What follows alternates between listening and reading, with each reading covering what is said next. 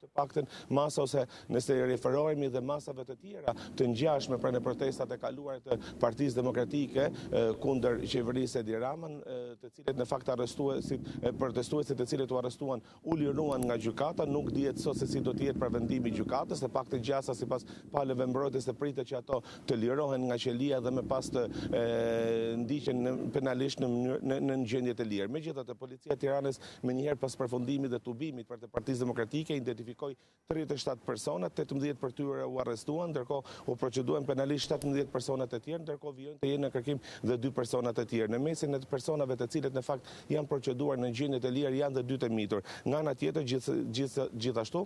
policia në fakt referoi materialet në prokurori në gjendje të lirë hetim për Luciano Boçin, Klevis Badhiun dhe Gazmend Bardhin, pra 3 figura të Partisë Demokratike për kundërshtim të forcave të policisë, si dhe për sekretarin e Partisë Demokratike Ervin Minarodhi për organizime të palishme të tubimeve.